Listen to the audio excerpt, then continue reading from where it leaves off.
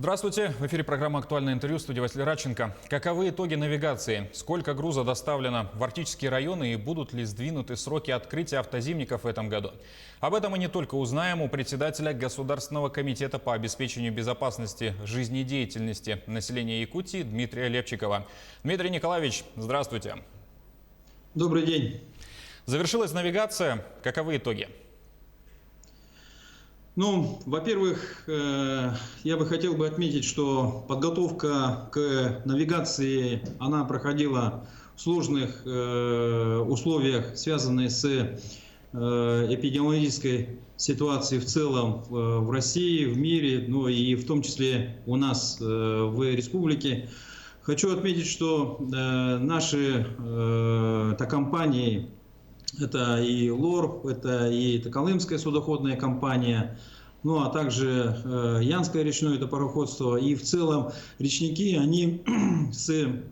они подготовились, и с начала периода они провели целый комплекс мероприятий по недопущению распространения среди плав состава данной новой коронавирусной инфекции. А также в период навигация также осложнялась, например, на реке Алдан, это следствие лесных пожаров, а также низких уровней воды, в том числе и на северных реках, это на Яне, на Индигирке. В целом навигация прошла, мы навигацию можем считать, что завершили успешно. Вообще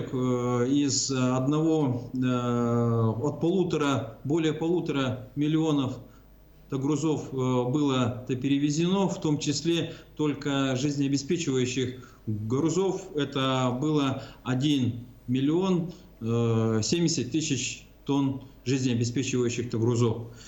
Всего, в том числе по арктическим рекам, было доставлено где-то порядка 315 тысяч тонн жизнеобеспечивающих грузов. Все запланированные планы у нас в эту навигацию выполнены. Вопросы доставки продовольственных товаров, сельскохозяйственной продукции всегда приковывают особое внимание жителей арктических районов. Удалось ли все доставить в срок в эти районы? В целом скажу, все запланированные объемы социально значимых продуктов питания, а их объем был запланирован в этом году более 227 тысяч тонн, до мест назначения нашими речниками было доставлено порядка 234 тонн, или мы планы выполнили на 103%. План, в том числе внутри них, это перевозки сельхозпродукции в навигацию у нас составлял где-то порядка 340 тонн, и доставлено в этом году фактически до мест назначения порядка 350 тысяч тонн. Напомню, что доставка социально значимых продуктов питания и сельскохозяйственной продукции у нас занимается Якутопторг, и в этом году силами данного предприятия все плановые показатели, несмотря на те трудности, как я выше сказал, связанные с обмелением, связанные с низкими уровнями воды, а также связанные с эпидемиологической обстановкой у нас в республике, мы все показатели выполнили. С завершением навигации практически сразу же начинается подготовка к зимним перевозкам. Какой объем грузов планируется перевезти в этот зимний период и как сейчас идет подготовка к этому? Мы традиционно, как вы правильно заметили, сразу же после периода навигации мы сразу переключаемся к плановым работам по подготовке к зимним перевозкам. У нас традиционно выходит распоряжение от правительства, и в этом году порядка 700 тысяч тонн мы планируем перевести в зимний период. Это жизнеобеспечивающие груза, и уголь, и нефть. То, что мы доставили до опорных точек навигацию, дальше в зимний период мы доставляем до всех отдаленных населенных пунктов. И вот, как я сказал, и нефть, уголь, нефтепродукты, ну и социально значимые продукты питания, в том числе и стройматериалы. В работе автозимников немалую роль играют климатические условия, особенно у нас в регионе. Какие предварительные прогнозы можно озвучить и не будут ли перенесены сроки открытия ледовых переправ в этом году? Ну, не понаслышке, вы, наверное, сами все чувствуют, жители республики, что у нас октябрь и ноябрь, ну а также узкие специалисты, наши коллеги с гидромета это официально подтверждают, что температуры на территории республики в этот период были выше нормы. Да, это, конечно, будет негативно влиять на данные повышенные температуры, будут негативно влиять на открытие зимников, и это мы чувствуем и понимаем. Например, вот здесь у нас под Якутском переправа Хатас и Павловск, она должна в соответствии с предварительным планом открытия автозимника должна открыться в первой пятидневке до 5 тонн в первой пятидневке декабря, но как показало ледообразование, а ледообразование на реках республики в этом году было поздним, и позднее это от 5 до 10 дней в разных участках, и в этом году не исключаем возможности, что зимние автозимники у нас могут открыться в более поздние сроки. И тем самым у нас уменьшается время к зимним перевозкам, и наша задача оперативно мобилизовать все силы и своевременно довести все жизнеобеспечивающие груза до населенных пунктов. Дмитрий Николаевич, ситуация с пожарами вызывает тревогу. Уже было несколько случаев с человеческими жертвами. Как можете прокомментировать текущую обстановку? Ну, оперативная обстановка, связанная с техногенными пожарами, на сегодняшний день на территории республики неудовлетворительная. Даже в октябре в Намском районе, все знают, в селе Такрес-Такатыл погибли дети, мать, пострадал отец. И на сегодняшний день, как я сказал, вот с техногенными пожарами обстановка вызывает тревогу. Если говорить о цифрах, то на сегодняшний день по оперативным данным всего возникло пожаров 2352, а за аналогичный период прошлого года данный показатель равнялся 2366. То есть мы практически догоняем те прошлогодние показатели. Особо хотелось бы отметить о том, что пожары в основном возникают в жилом секторе. И из всего числа всех пожаров этот показатель равен чуть более 40%. А это где-то порядка 900 пожаров.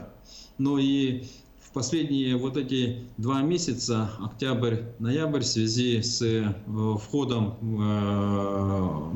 полным ходом в отопительный сезон мы наблюдаем пожары в хозяйственных постройках, это в гаражах, на каких-то складах,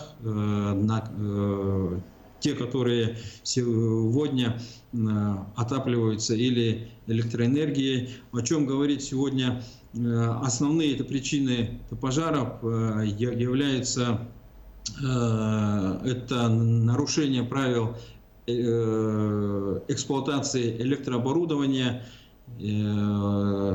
неосторожное обращение с огнем, нарушение правил или устройства и эксплуатации печей. Сегодня в основном это пожары, связанные с этими нарушениями. А какие инновационные средства по предупреждению пожаров применяются в республике? Мы уже знаем, что к природным пожарам, как к сезонным, применяются те же самые квадрокоптеры, еще какие-либо навигационные системы, и они уже работают на благо якутян. А что касается техногенных пожаров, какие средства применяются?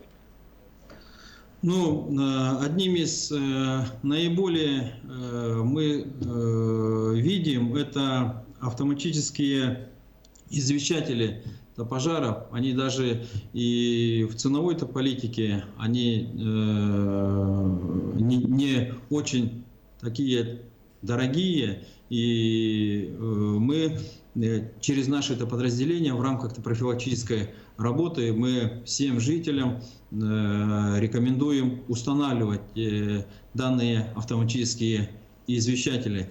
Но одна из таких инновационных есть так называемые пиростикеры. Это микрокапсульные устройства, те, которые реагируют при раннем обнаружении открытого огня или повышенной температуры. Их данные пиростикеры можно устанавливать даже в розетках. Если нагревается розетка, повышается температура, и там находятся микрокапсулы, те, которые реагируют именно на данные возгорания. Мы больше стараемся больше дать информации по данным инновациям через наши подразделения, и такая задача у нас стоит. И в рамках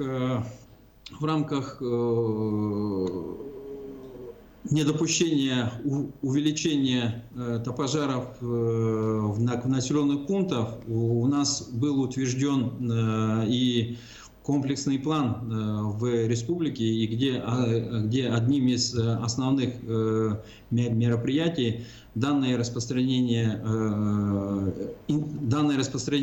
информации об этих устройствах, об этих оборудованиях среди населения. Вот такая задача тоже у нас в мероприятии прописана.